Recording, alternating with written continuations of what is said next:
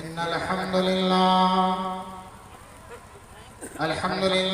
नहमदुहु व नस्तईनुहु व नस्तगफिरुहु व नऊज़ु बिल्लाहि मिन शुरूरि अनफुसिना व मिन सय्यिआति अअमालिना मन यहदिहिल्लाहु फला मुज़िल्ल लहु व मन युज़लिल्हु फला हादिय लहु व अशहदु अन ला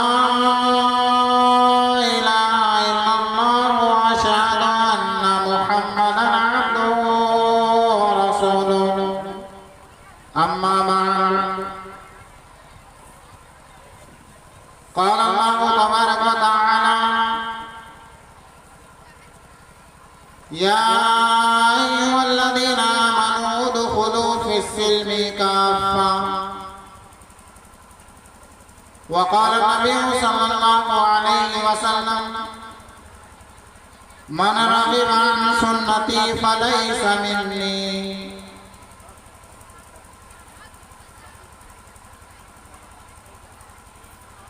मोहतरम हाज़रीन मजलिस,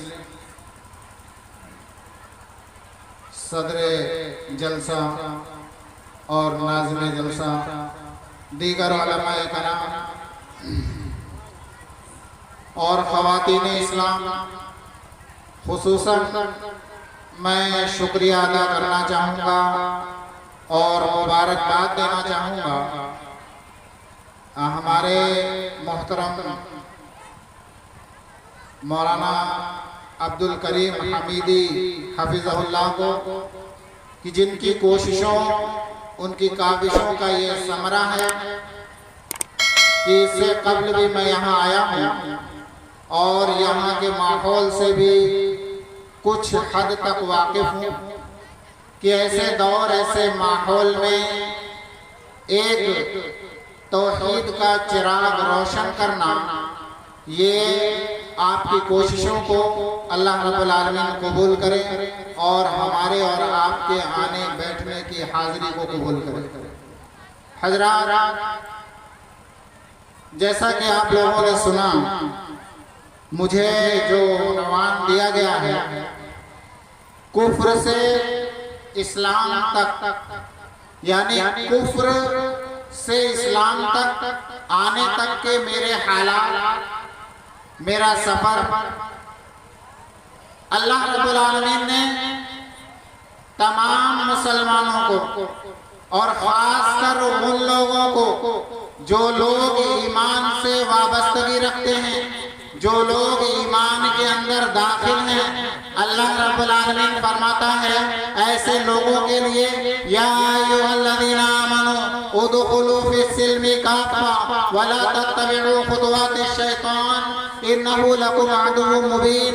अल्लाह रब्बुल आलमीन फरमाता है वो लोगों जो ईमान लाए हो, इस्लाम के अंदर पूरे के पूरे दाखिल हो जाओ, शयातीन की इत्तिबा मत करो, इसलिए कि वो तुम्हारा खुला हुआ दुश्मन है।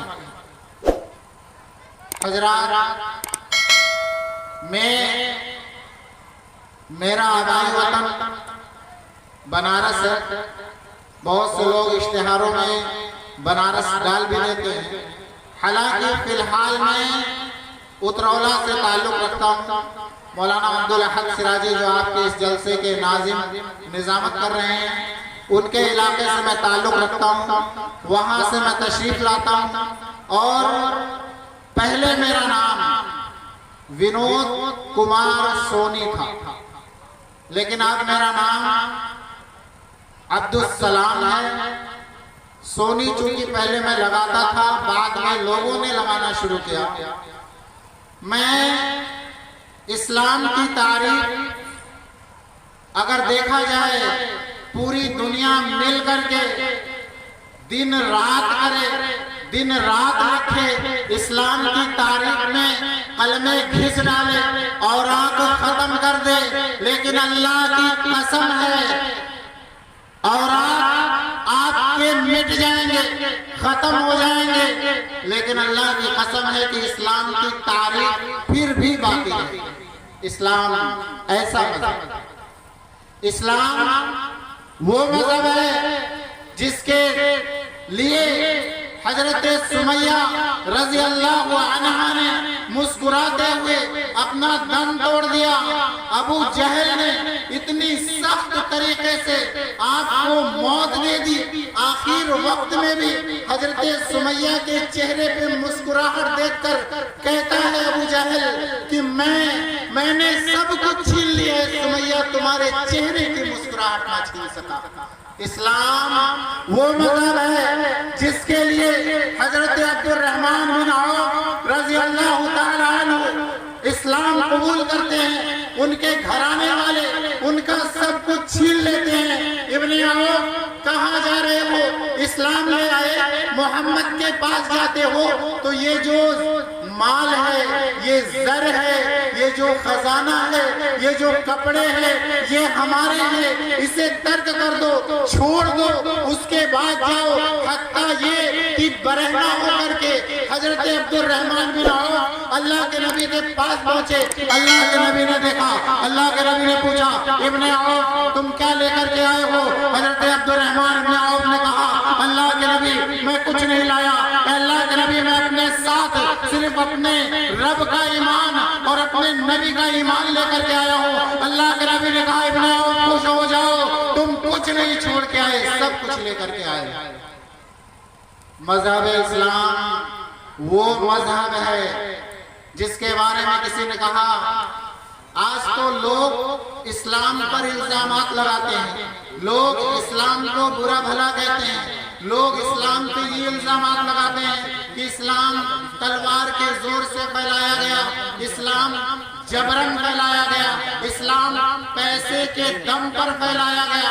लोगों के ये ख्यालात बदलने के लिए, लोगों का मिजाज बदलने के लिए ऐसी अफवाहें उड़ाई गई कि किसी शायर ने कहा कि जालिम से लिया जुल्म का बदला न किसी वक्त और मारा भी तो अखलाक के तलवार से मारा।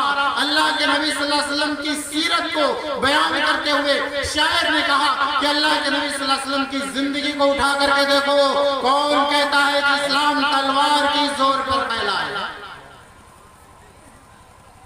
इस्लाम लोग पैसा देते हैं तब लोग मुसलमान होते हैं, ऐसे इल्जामात लगाए। मैं जब मुसलमान हुआ, मेरी खाला उन्होंने मुझे अपने घर पे बुलाया।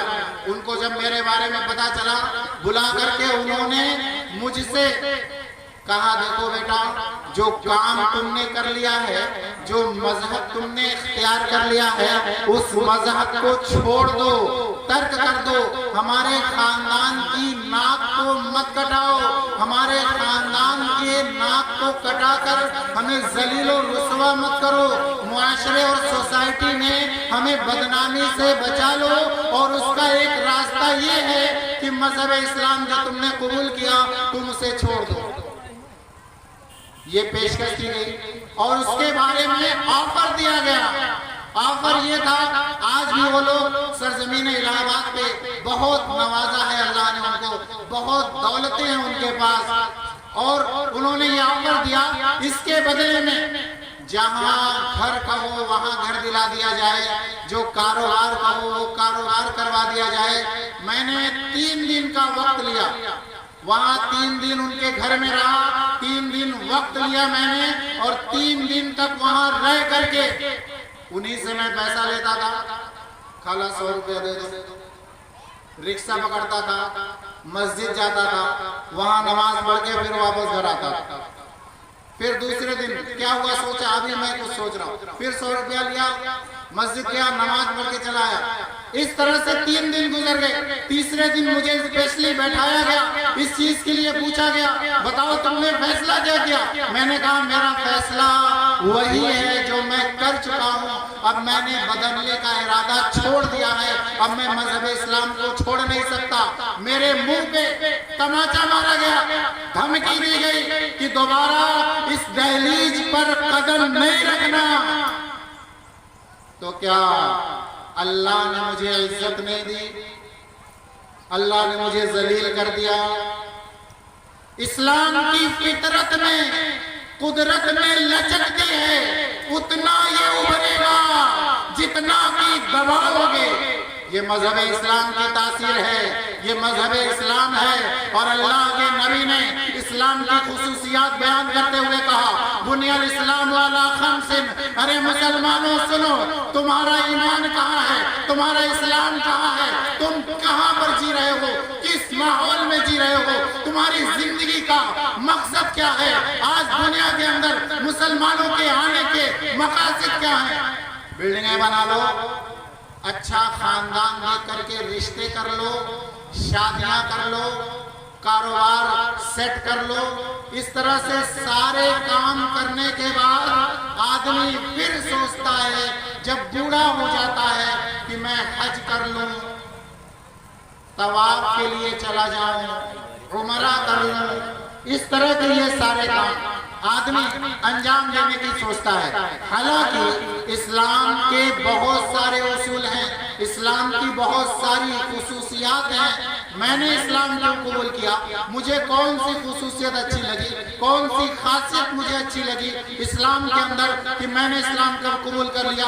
हिंदू धर्म के अंदर मैं था और मैं बहुत बड़ा पुजारी था, बहुत पाबंदी से पूजा करने वाला शख्स, मैं बजाते खुद पूजा करने वाला एक शख्स मजहब इस्लाम में क्यों आया, मैंने अपने धर्म को क्यों छोड़ा, उसकी वजह क्या थी। उससे पहले जब मैंने हिंदू धर्म को छोड़ा तो मैं गया निरंकारियों के धर्म के अंदर, निरंकारियों के, मैं निरंकारियों के धर्म के अंदर गया। 2 साल तक वहां रहा और 2 साल तक बड़ी अकीदत से उनके यहाँ रह करके मैंने उनकी खिदमतें की, बड़ी अकीदत के साथ मैंने उनका साथ दिया। लेकिन आखिर में जब आखिर में मुझे ये पता चला कि मैंने अपने कदम जहाँ जमाए हैं वो जमीन भी नरम है, वहाँ पांव टिकने वाले नहीं हैं, तो फिर मैंने वहां से भी अपना इरादा चेंज करना शुरू किया। यानी वहां पे लोगों ने ये बताया कि निरंकारियों के अंदर सिर्फ एक आकार की पूजा की जाती है, एक आकार की पूजा की जाती है, किसी आकार को नहीं पूजा जाता, एक मनुष्य की पूजा की जाती है। जबकि शिवात्रा शिवाय अल्लोक निषद के अंदर कहा गया, एकम ब्रह्मा देवता नास्ति नना नास्ति किंचन न कासया कासकत जानिता न कादिबा। शिवात्रा शिवाय अल्लोक निषद के अंदर कहा गया कि ब्रह्मा एक है, पूरे सृष्टि का रचयिता एक है, पूरे संसार को बनाने वाला एक है, दूसरा नहीं है और जरा भी नहीं है। कहा गया कि दूसरा है ही नहीं, जरा भी नहीं है। और वो आदमी जो अपने ईश्वर को छोड़कर किसी और की पूजा करे तो कहा वो ईश्वर पूरे संसार के लिए अकेला काफी है, उसके साथ किसी को आकार बनाकर पूजने की कोई जरूरत नहीं। आकार की पूजा नहीं है। नतस्य प्रतिमा अस्ति, ऋग्वेद के अंदर कहा गया कि नतस्य प्रतिमा अस्ति, कि हमारे ईश्वर की जो पूरे संसार का रचयिता है, पूरे सृष्टि का, पूरे ब्रह्मांड का जो मैन्युफैक्चर है, जिसने बनाया है, उसका कोई आकार नहीं है, उसकी कोई प्रतिमा नहीं है, उसका कोई अंश नहीं है। जब पूछा गया, मैं एक बार अपने घर गया, मुझसे सवाल किया गया, उस वक्त लोगों को ये इल्म नहीं था कि मैं मुसलमान हूँ। लोगों ने मुझसे सवाल किया और पूछा कि बताओ तुमने मंदिर क्यों छोड़ दिया, मस्जिद क्यों छोड़ दिया। मैंने कहा मस्जिद और मंदिर मैंने कुछ छोड़े ही नहीं, मैं अपने ईश्वर की पूजा करता हूँ। कहा ईश्वर की पूजा करते हो तो फिर चलो मंदिर में पूजा करो, वहां चल करके पूजा करो और उसके बाद हमें यकीन हो जाएगा। मैंने कहा मैं अपने ईश्वर की पूजा करता हूँ। लोगों ने कहा कि हमें यकीन कैसे होगा। मैंने कहा क्या कहना चाहते हो। उन्होंने कहा ठीक है हमारे सामने आप पूजा कर लीजिए, मुझे यकीन हो जाएगा। मैंने कहा पूजा किसकी करें। कहा ईश्वर की करो। मैंने कहा ईश्वर कहाँ है। कहा मंदिर में है। मैंने कहा मंदिर में जहां पर आपने अपने ईश्वर की खुद रक्षा की, यानी कुरान मुकद्दस के अंदर अल्लाह रब्बुल आलमीन फरमाता अल्हम्दुलिल्लाह रब्बिल आलमीन, तमाम तारीफें हैं, सारी प्रशंसाएं हैं, सारी तारीफें में सारी खूबियां उस अल्लाह रब्बुल आलमीन के लिए है जो दोनों जहान का मालिक है, रचयिता है, रक्षक है, हमारा पालन पोषण करने वाला है। हम उसको ईश्वर मानते हैं जिसकी कोई प्रतिमा नहीं है। कोई मुसलमान बता दे, दुनिया के अंदर कोई भी आदमी बता दे कि मुसलमानों ने अपने रब की प्रतिमा बनाई, कोई नहीं बता सकता। अपने रब की प्रतिमा मुसलमानों ने ना बनाई है और क़यामत की सुबह तक ना कोई बना सकता है। तो मैंने कहा पूजा कहा वहां है। मैंने कहा वो आप जिसकी पूजा करने के लिए हमको कह रहे हो, जहां पूजने के लिए, जहां इबादत के लिए मुझे हुक्म दे रहे हो, वहां का हाल ये है कि वहां पर जब कोई जानवर आ जाए, गंदगी कर दे, अंदर घुस जाए, तो लोग वहां पर अंदर मौजूद जिसको हम ईश्वर कहते, जिसको हम पालनहार कहते हैं, ब्रह्मांड का ब्रह्मा कहते हैं, वो ये भी नहीं कह सकता कि हमारे घर को गंदा मत करो। हम लोग जब छोटे छोटे थे, मिर्जापुर की सरजमीन पे हमारा ननिहाल है, वहां पे बहुत छोटा था मैं, पेपर में एक न्यूज आया और न्यूज वहां पे एक मंदिर बालाजी, श्री बालाजी के नाम से एक मंदिर है, वहां पे एक न्यूज आया कि भगवान का 10 लाख का मुकुट, सर का जो ताज होता है, वो चोरी हो गया। सुबह पेपर में हेडिंग आई, लोग हैरान हो गए। मैंने सवाल किया कि बताओ अगर ईश्वर वहां मौजूद है तो चोर आया, अंदर घुस गया, सर से ताज उतार रहा है और ईश्वर ने इतना भी नहीं किया कि भाई हमारा ताज मत उतारो, ये मेरे सर का ताज है। चोर चोरी करके लेके चला गया। तो इस्लाम वो मजहब है जो अपने ईश्वर की आस्था का तरीका बतलाता है, जो अपने ईश्वर के इबादत का, उसकी पूजा का हमें हुक्म देता है और तरीका बतलाता है कि हमारा ईश्वर है कौन और उसकी इबादत की कैसे जाए। कोई बता दे कि मुसलमान मस्जिदों में नमाज पढ़ते हैं, क्या उनके रब की प्रतिमा वहां मौजूद है? तौहीद निरंकारियों के यहाँ मेरे यहाँ बड़ी अच्छी अच्छी चिकनी चिकनी बातें की गई, मायल हो गया। 2 साल उनकी खिदमत की, एक रिसाला हाथ में आया, रिसाले का मुताला किया तो उसमें एक चमत्कार लिखा हुआ था। आज मुसलमानों के अंदर एक बहुत बड़ी कमी ये भी है कि उन्होंने करामत को, करामत जिसको हिंदी में चमत्कार कहा जाता है, करामत को भी इस्लाम का मकाम दे दिया, इस्लाम का मर्तबा दे दिया और चमत्कार को करामत से कंपेयर करने लगा। रिसाला हाथ में आया, मैंने पढ़ा, उसमें लिखा हुआ था कि एक सतगुरु संत निरंकारी की एक शिष्या थी, उसका बच्चा गुम हो गया और उसके बच्चे को ढूंढने के लिए बहुत परेशान हुई। संत निरंकारी के पास गई, उसने कहा कि गुरुजी मेरा बच्चा खो गया है। उन्होंने कहा कोई बात नहीं, मुस्कुराए चले गए। धमकी दिया कि अगर नहीं ढूंढोगे मेरा बच्चा तो मैं आपकी भक्ति करना छोड़ दूं।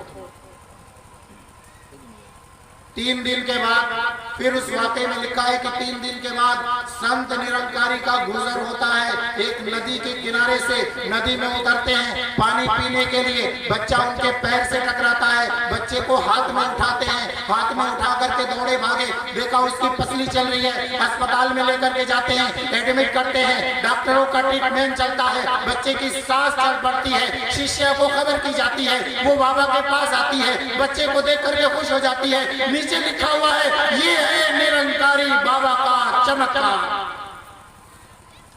मैंने कहा भाई इसमें चमत्कार कहां है? इसके अंदर कौन सा चमत्कार है? अभी कोई आदमी छत के ऊपर से गिर जाए, बेहोश हो जाए और कोई भी एक आम आदमी रास्ते से जा रहा हो, उसे उठाए और देखे इसकी तो धड़कनें चल रही हैं, अस्पताल में लेकर के जाए, डॉक्टरों का ट्रीटमेंट होगा और वो सही हो जाएगा, तो क्या हम कहेंगे कि ये भी चमत्कारी है? तो चमत्कार में, मुअजिज़ात में, इस्लाम में फर्क रखा है। वो करामतें जिसका हम जिक्र करते हैं, वो वाक़यात जिसको हम बड़े ही जोश और खरोश के साथ बयान करते हैं, उसका इस्लाम के अंदर उसका ना कोई मकाम है और ना ही कोई अहमियत है। इस्लाम के अंदर अगर सिर्फ मकाम है, इस्लाम के अंदर अगर अहमियत है, तो वो तौहीद की अहमियत है। अल्लाह के नबी सल्लल्लाहु अलैहि वसल्लम ने फरमाया, बुनियल इस्लाम वाला खमसिन, इस्लाम की बुनियाद 5 चीजों पर रखी गई। और पहला चीज अल्लाह के नबी ने फरमाया कि तौहीद है, कि इस इंसान तौहीद पर कायम रहे। मेरी अकीदत निरंकारियों के बीच में इतनी ज्यादा हो चुकी थी, इतनी ज्यादा अकीदत से मैं वहां रहता था कि वहां जो लोग कहते ना, ये चरण अमृत ले लीजिए, चना अमृत लोग कहते, चरण अमृत मतलब गोड़ का धोवन, जो पैर का धोवन है उसको ग्रहण कर लीजिए, चरण अमृत ग्रहण कर लीजिए और अपने पापों का प्रायश्चित कर लीजिए। अब बताइए, कोई किसी का गोड़ धो करके पी ले तो उसके पापों का प्रायश्चित हो जाएगा? इस्लाम इन्हीं चीजों का खंडन करता है। मिर्जापुर के अंदर में था, वहां पे एक साहब का इंतकाल हो गया, उनकी मजार बनाई गई, फिर उनके मजार को गुस्ल दिया गया और उनके गुस्ल के पानी को लोगों ने पी लिया और ये सोचा कि मेरे गुनाह माफ हो जाए। ये अल्लाह के नबी सल्लल्लाहु अलैहि वसल्लम का तरीका नहीं है। अल्लाह के नबी ने फरमाया, कुल्लु उम्मती यदखुलूनल जन्नह इल्ला मन अबा, व क़ीला मन अबा या रसूल अल्लाह, क़ाला रसूलुल्लाह सल्लल्लाहु अलैहि वसल्लम मन अतानी दखलल जन्नह व मन असानी फ़क़द अबा। अल्लाह के नबी ने कहा, सुनो ऐ सहाबा की जमात, सुनो, मेरी उम्मत का हर फर्द जन्नत के अंदर जाएगा सिवाय उसके जिसने इनकार कर दिया। सवाल किया गया, अल्लाह के नबी ऐसा कौन है जो जन्नत के अंदर जाने से इनकार करता है? अल्लाह के नबी ने कहा, जिसने मेरी नाफरमानी की उसी ने जन्नत में जाने से इनकार कर दिया। यहां तो लोग कहते हैं हम तो नबी के पीछे पीछे चले जाएंगे, किनारे किनारे चले जाएंगे, दामन पकड़ के मचल जाएंगे, उछल जाएंगे, घुसर जाएंगे। अरे जन्नत किसी के बाप की है? जन्नत किसी के बाप की है क्या? हमारे यहाँ हमारे घरों में कई मैयत हुई, मैं तो गया नहीं, लेकिन कभी जाना हुआ, बाद में तस्वीर लगी हुई है, माला लटकाया हुआ है और पहले से सर्टिफिकेट है, श्री स्वर्गवासी फला। अभी तो कहिए कि हमारे यहाँ मुसलमानों में ये चीज राज नहीं हुई कि फलाने बुजुर्ग रहमतुल्लाह अलैह जन्नती जन्नती जन्नती, ऐसा तो अभी किसी ने लिखना नहीं शुरू किया। लेकिन हालात ऐसे हैं, माहौल ऐसे हैं कि इस तरीके से लिख दिया जाए, इस तरीके से कह दिया जाए। आज जरूरत इस बात की है कि मुसलमानों को एक प्लेटफॉर्म पर खड़े होकर के तौहीद की बात करनी है, तौहीद का नाम लेना है और तौहीद के परचम को बुलंद करके इस्लाम का नाम रोशन करना है। नूरे खुदा है, कुफ्र की हरकत पे खंदाजन, फूकों से ये चिराग बुझाया न जाएगा।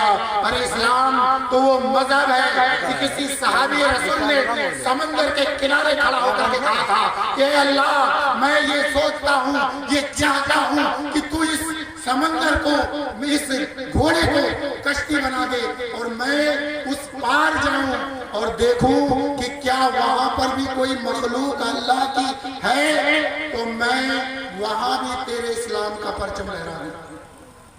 दश्त तो दश्त है, दरिया बिना छोड़े हमने, बहरे जुल्मात में दौड़ा दिए घोड़े हमने, ये इस्लाम की तारीफ है। तो वहां पे मैंने सवाल कर लिया, निरंकारियों की मजलिस में बैठा, वहां मैंने बाकायदा सवाल कर लिया, ये बताइए भाई, ये चमत्कार कैसे हो सकता है? एक मर्तबा मेरे जुबान में छाला निकल आया और वो चरण अमृत, गोड़ का धोवन मैं भी एक बोतल लेकर के गया था। अब छाला इतना सख्त था कि अकीदत, वो मैंने निकाला, एक ढक्कन पी लिया, और जब मैंने पी लिया तो तकलीफ उतनी ही थी, लेकिन अकीदत जो शैतान अंदर बैठा था उसने ये अंदर से कहा कि अब तुझे आराम हो गया।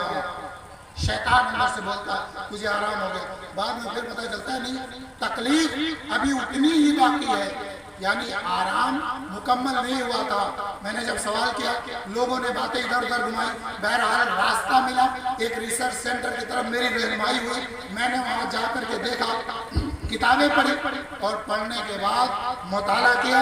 उसके बाद गया अपने घर पे, मैंने गया कपड़ा लिया, कपड़ा लेकर के मैं वहाँ गया रिसर्च सेंटर में। वहाँ के एक मौलवी साहब थे, उनसे मैंने कहा कि अब आप मुझे कलमा पढ़ा दो।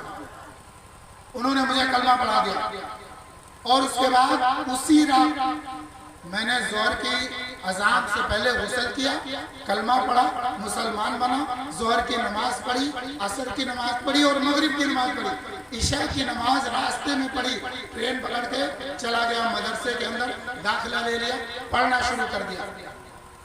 तो तौहीद की बात घर पे जब गया, घर वालों ने पकड़ लिया, उनको शक हो गया, अब तुझे जाने नहीं देंगे जब तक तू पूजा करके बताएगा नहीं, हमारे यकीन को मुतमईन नहीं करेगा, तुझे जाने नहीं देंगे। मैंने कहा ऐसी बात? मैंने कहा एक शर्त है, अगर मेरी शर्त को आप लोग मान लीजिए तो मैं इसके लिए तैयार हूँ। कहा क्या शर्त है?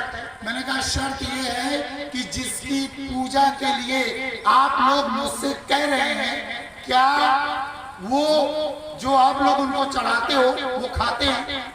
कहा हाँ वो खाते हैं। मैंने कहा अगर वो खाते हैं तो फिर उनको चढ़ाओ, जैसे ही वो खाएंगे मैं पूजा कर लूंगा और चला जाऊंगा, आपका भी यकीन बरकरार रहेगा और मेरा भी यकीन बरकरार रहेगा। उन्होंने कहा कि अरे सामने थोड़ी रखाते हैं। मैंने कहा तो रख करके आड़े हो जाओ, शर्माए शर्माए खाइए, जब खाइए तब पूजा हो जाए। तो ये अकीदत है लोगों की अपनी। बहरहाल आखिर में मैंने वहां ये कहा कि मैं आपकी पूजा कर लूंगा। अपने घर वालों से मैंने कहा कि अगरबत्ती ले आओ, तू है सुलगाई दी, तो हार पूजा कैली, लेकिन किसी आकार की पूजा करने का हमारा धर्म हमको इजाजत नहीं देता। कहा कौन सा धर्म? मैंने कहा मैं निरंकारी हूँ, किसी आकार की पूजा नहीं करता। कहा तुम्हारा गुरु कौन है? मैंने कहा जो मुझे शिक्षा देते हैं वही मेरे गुरु हैं। कहा नाम बताओ। मैंने कहा आज तक मैंने नाम पूछा ही नहीं अपने गुरु का, तो मैं कैसे नाम बता दूं? कहा चल करके मिलवाओ। मैंने कहा पता नहीं, आज यहाँ तालीम देते हैं, कल वहाँ देते हैं। मैंने सोचा कौन ले जाएगा इनको मिलवाने के लिए, जब थोड़ा मिजाज इनका बदलेगा तो फिर देखेंगे। बहरहाल किसी भी तरीके से कह करके वहाँ से हम निकल आए, और निकलने के बाद अपने रास्ते पर लग गए। बाद में जब उनको पता चला, फोन किया, धमकी दी और कहा कि ऐसा है, हमें सब कुछ तुम्हारे बारे में पता चल चुका है। मैंने कहा तो अच्छी बात है, अगर पता चल गया तो उसमें दिक्कत क्या है? तो कहा अगर आफियत चाहते हो, खैरियत चाहते हो, अपनी जिंदगी को सलामत चाहते हो, चुपचाप घर चले आओ, वरना जहां देखेंगे गोली मार देंगे। अरे हमने कहा यही बात अगर शांति से, सुकून से, इत्मीनान से कहा होता तो सोचते, लेकिन अब जब बात मरने और मारने की आ गई तो अब जाइए, नहीं करता, जहां ढूंढना मार देना, मैं इसके लिए तैयार हूं। ये कह करके मैंने उस दिन से राब्ता बंद कर दिया। फिर 7-8 साल के बाद मेरे ताल्लुकात फिर से कायम हुए, और आज अल्हम्दुलिल्लाह ताल्लुकात इस कदर हैं कि वो लोग वहाँ से मेरे घर उतरौला के अंदर वहाँ भी आते हैं, वहाँ भी 1-2 दिन रुकते हैं, उसके बाद जाते हैं। अब अल्लाह से दुआ करता हूँ कि उन लोगों को भी धीरे धीरे मिल जाए ईमान, उनको इस्लाम मिल जाए, ईमान की दौलत मिल जाए। इस तरीके से गुमराही में रह करके हमारा और उनका मामला बहुत दूरी का है, बहुत इख्तिलाफ का है। मैं उनकी शादियों में शिरकत नहीं करता, उनके यहाँ मैयत हो जाए तो मैं शिरकत नहीं करता, यानी सारी चीजें छोड़कर मैं इस्लाम में आया और इस्लाम में आकर के मैंने कोई एहसान नहीं किया, ये मेरे रब का मुझ पर एहसान है कि उसने मुझे इस लायक बनाया, हिदायत का रास्ता दिखाया कि मैं इस्लाम में आया। वरना जिन लोगों को इस्लाम मिला हुआ विरासत के अंदर खानदानी मुसलमान है, अब बहुत से लोग खानदानी मुसलमान हैं, सेवा क्या है, नमाज नहीं पढ़ते, रोजा नहीं रखते। अभी एक साहब से मेरी बात हुई आज ही, असर की नमाज मैंने पढ़ी और एक साहब को बड़े दिन बाद मस्जिद में देखा तो मैंने कहा कि अरे आज आप असर में आए और कितने वक्त के लिए आए? कहा कि अरे मौलाना क्या बताएं, बड़ी मसरूफियत रहती है। मैंने कहा भाई इलेक्शन चल रहा है, मसरूफियत तो रहेगी, होटल पे 4 वक्त जाना ये जरूरी है और मस्जिद में 2 वक्त आना, 5 वक्त आना इसको हम जरूरी नहीं, हफ्ते में 1 दिन। तो ये कयामत की अलामतें हैं। आज शराब में मुसलमान आ गए, जुए में मुसलमान आ गए, धोखे में मुसलमान आ गए और मक्कारी में, फरेब में, झूठ में, लड़ाई में, झगड़े में, गीबत में, चुगलखोरी में, उनकी औरतें बेपर्दगी में और लड़ाई झगड़े मारने काटने में, हर चीज में मुसलमान आगे हो गया। और जिस चीज में आगे होना था इस्लाम, उसमें मुसलमान पीछे हो गया। तो अल्लाह रब्बुल आलमीन ने फरमाया या अय्युहल्लज़ीना आमनू उदखुलू फ़िस्सिल्मि काफ़ा वला तत्तबिउ खुतुवाति शैतान इन्नहु लकुम अदुव्वुम मुबीन। ऐ वो लोगों जो ईमान लाए हो, इस्लाम के अंदर पूरे के पूरे दाखिल हो, थोड़े के थोड़े नहीं, पूरे के पूरे दाखिल हो और अपने ईमान को मुकम्मल करो, अपने ईमान को दुरुस्त करो, उसकी इस्लाह करो। और जो आदमी इस्लाम को तंग नजर से देखता हो, इस्लाम को गिरी निगाहों से देखता हो, इस्लाम पर इल्जामात लगाता हो, उसके लिए ये पैगाम है कि मोहब्बत की यूं उसने दरिया बहाए कि सर उसका छीना, दिल उसका छीना जो सर लेने आए, खुशी अपनी गैरों के गम में भुला दी, दिया दर्द जिसने उसे भी दुआ दी। ये अल्लाह के नबी सल्लल्लाहु अलैहि वसल्लम का उसवा था, ये आपका तरीका था। अल्लाह के नबी सल्लल्लाहु अलैहि वसल्लम के उसवा पर, आपके तरीके पर हमें जिंदगी गुजारने के लिए अल्लाह रब्बुल आलमीन ने इरशाद फरमाया लक़द कान लकुम फी रसूलिल्लाहि उस्वतुन हसना, कि ऐ लोगों मेरा नबी, मेरा रसूल, मेरा बंदा तुम्हारे दरमियान आइडियल है, नमूना है। इस नमूने के मुताबिक अपनी जिंदगी गुजारना, कयामत के दिन मेरे सामने आना, तुम्हें जन्नत दूंगा। और अगर इसके मुताबिक तुम दुनिया के अंदर से मेरे पास नहीं आए तो तुम्हारे लिए जहन्नम है। और बहुत सारी तकरीरें आपने सुनी शादी ब्याह के मामले में मुसलमानों का रवैया आप देखिए। एक साहब ने मुझसे कहा कि मौलाना साहब मेरा रिश्ता ढूंढ लीजिए, सुप्रीम कोर्ट में वकील हैं, कहा मौलाना साहब मेरा रिश्ता ढूंढ लीजिए, कोई डिमांड नहीं है। जब रिश्ते की बात हुई तो कहा कि लखनऊ में 20 लाख का एक मकान चाहिए, 15 लाख की एक गाड़ी चाहिए और 10 लाख कैश चाहिए। मैंने कहा जब ये कोई डिमांड पे नहीं है तो जब डिमांड होता तब आप क्या करते, पूरा शहर ही भी बेचना पड़ता आपका डिमांड पूरा करने के लिए। ऐसे लोग अल्लाह के नबी की हदीस कार्ड पे छपवा देते ढोंग रचने के लिए, अन्निकाह मिन सुन्नती वलैसा मिन्नी, निकाह मेरी सुन्नत है और जो मन रग़िबा अन सुन्नती वलैसा मिन्नी, जो मेरी सुन्नत पे अमल नहीं करेगा वो हम में से नहीं। ये ढोंग रचने के लिए आप लिख देते हो कार्ड पे, एक हदीस की बेहुरमती की जाती है कार्ड पर लिख करके, उसके बाद डिमांड होता है गाड़ी तो बहु स्प्लेंडर कहा गया, लेकिन लड़का कहा था कि हमें अपाचे चाहिए। ये कहा जा रहा कि काला कलर वाला, लेकिन लड़का कहा था हमें उज्जर चाहिए। ये डिमांड है। मैंने भी अपना निकाह किया था, मैं बतलाता हूँ आपको मैंने अपना निकाह कैसे किया। निकाह जिस दिन मुझे पता ही नहीं था कि आज ही मैं निकाह कर लूंगा, बातचीत हो गई थी, कोई लेन देन नहीं, कोई खाना पीना नहीं, न मैंने मंगनी में अंगूठी दिया, न उनसे पैसा लिया, न मैंने उनसे कपड़ा लिया। निकाह के लिए मैंने फोन कर दिया कि आज शाम को निकाह पढ़ने आए। मगरिब की नमाज पढ़ के मस्जिद से निकला और फोन कर दिया कि अभी थोड़ी देर में हम लोग निकाह पढ़ने आ रहे हैं। और जाकर के एक दोस्त को मैंने कहा कि अरे भाई मेरे निकाह में चलना है, आपकी गाड़ी खाली हो गई। मैंने बोला तुरंत चलिए, गाड़ी ले लिया। एक दोस्त आपको एक चचा सो रहे थे, मैंने कहा कि चलिए चचा आपको मेरे निकाह में चलना है। कहा बच्चा हमको खाना वाना खाए बैग, हम कह खाना नहीं मिली, खा लिया अच्छा किया, आपको चलना है, शिरकत करनी है। गाड़ी में बैठे 4-5 लोगों को लेके पहुंच गया मस्जिद के अंदर। ईशा की नमाज पढ़ी गई। एक मेरे दोस्त मौलाना थे, उन्होंने निकाह पढ़ाई और जो लोग वहां साथ मौजूद थे।